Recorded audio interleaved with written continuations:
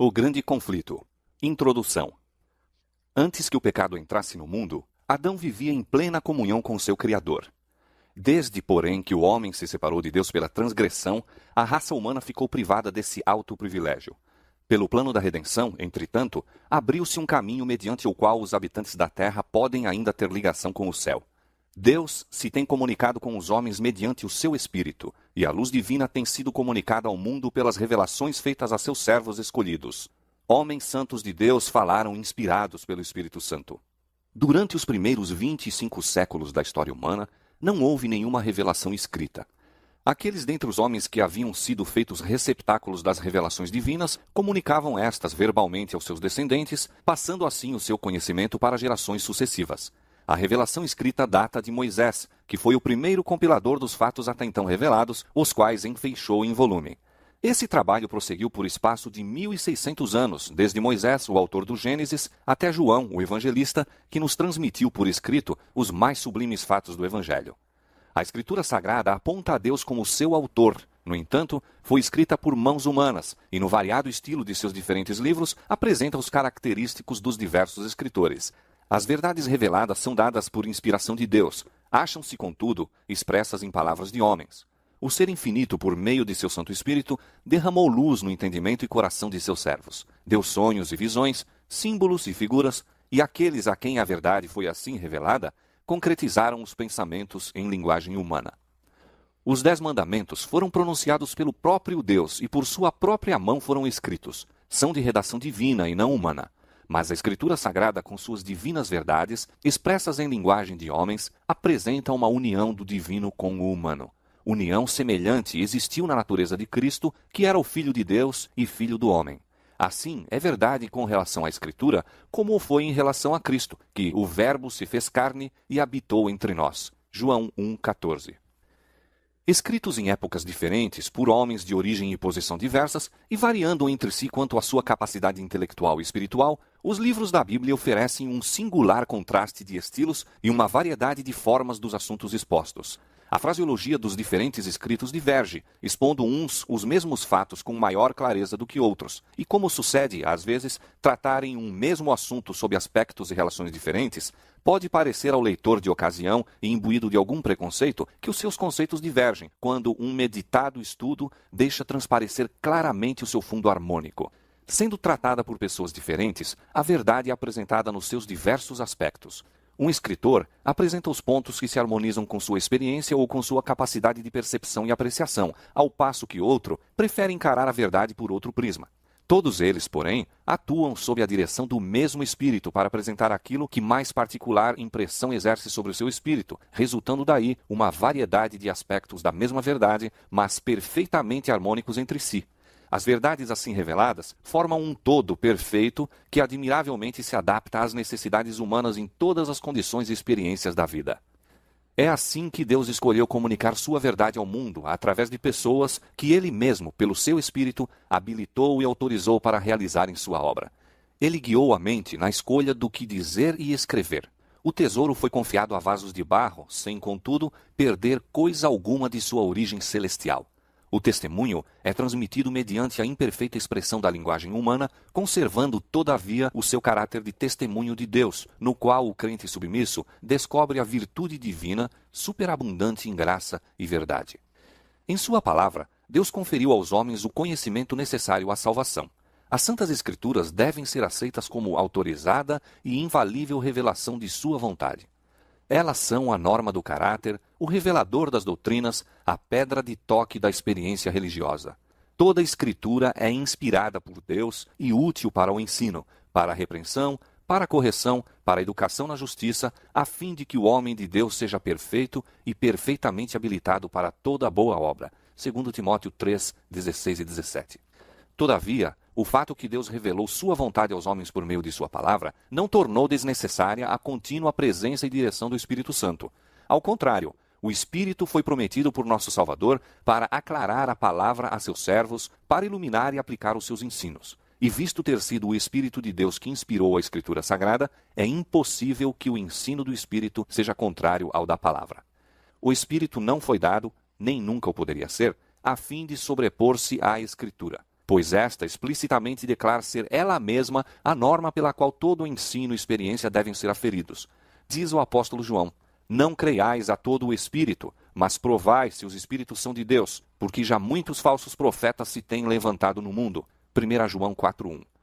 E Isaías declara: a lei é o testemunho. Se eles não falarem segundo esta palavra, não haverá manhã para eles. Isaías 8:20. Muito descrédito tem acarretado à obra do Espírito Santo o erro de certa gente que, presumindo-se iluminada por ele, declara não mais necessitar das instruções da palavra divina. Tais pessoas agem sob impulsos que reputam como a voz de Deus às suas almas. Entretanto, o espírito que as rege não é de Deus. Essa docilidade às impressões de momento, com desprezo manifesto no que ensina a Bíblia, só pode resultar em confusão e ruína, favorecendo os desígnios do maligno. Como o ministério do Espírito tem importância vital para a Igreja de Cristo, é o decidido empenho de Satanás, por meio dessas excentricidades de gente desequilibrada e fanática, cobrir de opróbrio a obra do Espírito Santo e induzir o povo a negligenciar a fonte de virtude que Deus proveu para o seu povo. Em harmonia com a palavra de Deus, deveria seu Espírito continuar sua obra durante todo o período da dispensação evangélica. Durante os séculos em que as Escrituras do Antigo Testamento, bem como as do Novo, estavam sendo dadas, o Espírito Santo não cessou de comunicar luz a mentes individuais, independentemente das revelações a serem incorporadas no cânon sagrado. A Bíblia mesma relata como, mediante o Espírito Santo, os homens receberam advertências, reprovações, conselhos e instruções em assuntos de nenhum modo relativos à outorga das Escrituras. E faz-se menção de profetas de épocas várias, de cujos discursos nada há registrado. Semelhantemente, após a conclusão do cânon das Escrituras, o Espírito Santo deveria ainda continuar a sua obra, esclarecendo, advertindo e confortando os filhos de Deus. Jesus Cristo prometeu a seus discípulos: o Consolador, o Espírito Santo, que o Pai enviará em meu nome, esse vos ensinará todas as coisas e vos fará lembrar de tudo quanto vos tenho dito. João 14:26. Quando vier aquele Espírito de verdade, ele vos guiará em toda a verdade e vos anunciará o que há de vir. João 16:13. As Escrituras claramente ensinam que estas promessas, longe de se limitarem aos dias apostólicos, se estendem à Igreja de Cristo em todos os séculos. O Salvador afirma a seus seguidores: estou convosco todos os dias até a consumação dos séculos. Mateus 28:20. E Paulo declara que os dons e manifestações do Espírito foram postos na Igreja para o aperfeiçoamento dos santos, para a obra do ministério, para a edificação do corpo de Cristo, até que todos cheguemos à unidade da fé e ao conhecimento do Filho de Deus, a varão perfeito, à medida da estatura completa de Cristo. Efésios 4:12 e 13. A favor dos crentes da igreja de Éfeso, o apóstolo Paulo orava para que o Deus de nosso Senhor Jesus Cristo, o Pai da glória, vos conceda espírito de sabedoria e de revelação no pleno conhecimento dele, iluminados os vossos olhos do vosso coração, para saberdes qual é a esperança do seu chamamento e qual a suprema grandeza do seu poder para com os que cremos, segundo a eficácia da força do seu poder. Era a ministração do Espírito, na iluminação do entendimento e desvendação dos olhos do espírito humano para a penetração das coisas profundas da palavra de Deus, que o apóstolo suplicava para a igreja de Éfeso. Depois da maravilhosa manifestação do Espírito Santo no dia de Pentecoste, Pedro exortou o povo a arrepender-se e batizar-se em nome de Cristo para a remissão de seus pecados. E disse ele: e recebereis o dom do Espírito Santo, porque a promessa vos diz respeito a vós, a vossos filhos e a todos os que estão longe, a tantos quanto Deus nosso Senhor chamar. Atos 2, 38 e 39. Em imediata relação com as cenas do grande dia de Deus, o Senhor, pelo profeta Joel, prometeu uma manifestação especial de seu Espírito. Joel 2, 28. Esta profecia recebeu cumprimento parcial no derramamento do Espírito no dia de Pentecoste, mas atingirá seu pleno cumprimento na manifestação da graça divina que acompanhará a obra final do Evangelho. A grande controvérsia entre o bem e o mal há de assumir proporções cada vez maiores até o seu final de desenlace. Em todas as épocas, a ira de Satanás esteve voltada contra a Igreja de Cristo, motivo pelo qual Deus a dotou do seu Espírito e de sua graça, para que pudesse enfrentar todas as oposições do mal. Ao receberem os apóstolos a incumbência de levar o Evangelho até os confins da terra e escrevê-lo para gerações futuras, Deus lhes deu a iluminação do seu Espírito. À medida, porém, que a Igreja se aproxima da hora de sua libertação definitiva, Satanás há de agir com redobrada energia. Ele desceu a voz e tem grande ira, sabendo que já tem pouco tempo. Apocalipse 12, 12. Ele operará com todo o poder e sinais e prodígios de mentira. 2 Tessalonicenses 2, 9. Durante 6.000 anos, esse espírito superior, que ocupou outrora lugar preeminente entre os anjos de Deus, tem estado devotado a uma obra de destruição e engano. E toda a habilidade e astúcia satânicas adquiridas, toda a crueldade desenvolvida nessa luta de longos séculos, serão empregadas contra o povo de Deus no conflito final. É nesse tempo, cheio de perigos, que os seguidores de Cristo terão de anunciar ao mundo a mensagem do segundo advento de Cristo, a fim de preparar um povo imaculado e irrepreensível para a volta do Senhor. Então, como nos dias dos apóstolos, a igreja terá necessidade de uma dotação especial da graça e poder divinos. Mediante a iluminação do Espírito Santo, as cenas do prolongado conflito entre o bem e o mal foram patenteadas à autora destas páginas. De quando em quando me foi permitido contemplar a operação, nas diversas épocas, do grande conflito entre Cristo, o príncipe da vida, o autor de nossa salvação, e Satanás, o príncipe do mal, o autor do pecado, o primeiro transgressor da santa lei de Deus. A inimizade de Satanás para com Cristo manifestou-se contra os seus seguidores. O mesmo ódio aos princípios da lei de Deus, o mesmo expediente de engano, em virtude do qual se faz o erro parecer verdade, pelo qual a lei divina é substituída pelas leis humanas e os homens são levados a adorar a criatura em lugar do Criador, podem ser divisados em toda a história do passado. Os esforços de Satanás para representar de maneira falsa o caráter de Deus, para fazer com que os homens nutram um conceito errôneo do Criador, e assim o considerem com temor e ódio em vez de amor, seu empenho para pôr de parte a lei divina, levando o povo a julgar-se livre de suas reivindicações, e sua perseguição aos que ousam resistir a seus enganos, têm sido prosseguidos com persistência em todos os séculos. Podem ser observados na história dos patriarcas, profetas e apóstolos, mártires e reformadores. No grande conflito final, como em todas as eras anteriores, Satanás empregará os mesmos expedientes, manifestará o mesmo espírito e trabalhará para o mesmo fim. Aquilo que foi, será, com a exceção de que a luta vindoura se assinalar por uma intensidade terrível, tal como o mundo jamais testemunhou.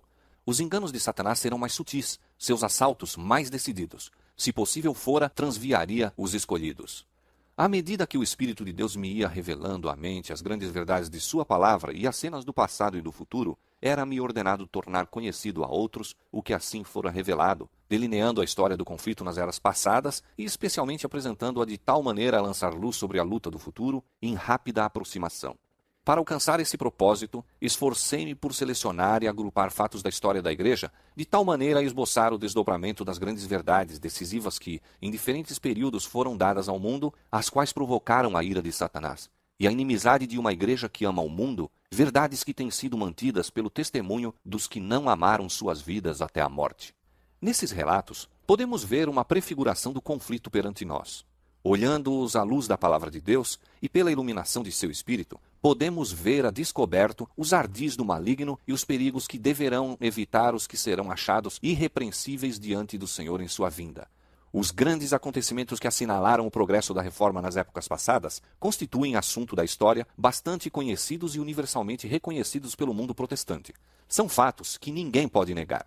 Esta história apresentei-a de maneira breve, de acordo com o escopo deste livro e com a brevidade que necessariamente deveria ser observada, havendo os fatos sido condensados no menor espaço compatível com sua devida compreensão. Em alguns casos em que algum historiador agrupou os fatos de tal modo a proporcionar em síntese uma visão compreensiva do assunto, ou resumiu convenientemente os pormenores, suas palavras foram citadas textualmente. Em alguns outros casos, porém, não se nomeou o autor, visto como as transcrições não são feitas com o propósito de citar aquele escritor como autoridade, mas porque sua declaração provê uma apresentação do assunto pronta e positiva. Narrando a experiência e perspectivas dos que levam avante a obra da reforma em nosso próprio tempo, fez-se uso semelhante de suas obras publicadas. O objetivo deste livro não consiste tanto em apresentar novas verdades concernentes às lutas dos tempos anteriores, como em aduzir fatos e princípios que têm sua relação com os acontecimentos vindouros. Contudo, encarados como uma parte do conflito entre as forças da luz e das trevas, vê-se que todos esses relatos do passado têm nova significação, e por meio deles projeta-se uma luz no futuro, iluminando a senda daqueles que, semelhantes aos reformadores dos séculos passados, serão chamados, mesmo com o perigo de todos os bens terrestres, para testificar da palavra de Deus e do testemunho de Jesus Cristo. Desdobrar as cenas do grande conflito entre a verdade e o erro Revelar os ardis de Satanás e os meios por que lhe podemos opor eficaz resistência, apresentar uma solução satisfatória do grande problema do mal, derramando luz sobre a origem e a disposição final do pecado, de tal maneira a manifestar-se plenamente a justiça e benevolência de Deus em todo o seu trato com suas criaturas, e mostrar a natureza santa e imutável de sua lei, eis o objetivo deste livro. Que mediante sua influência, almas se possam libertar do poder das trevas e tornar-se participantes da herança dos santos na luz, para louvor daquele que nos amou e se deu a si mesmo por nós, é a fervorosa oração da autora.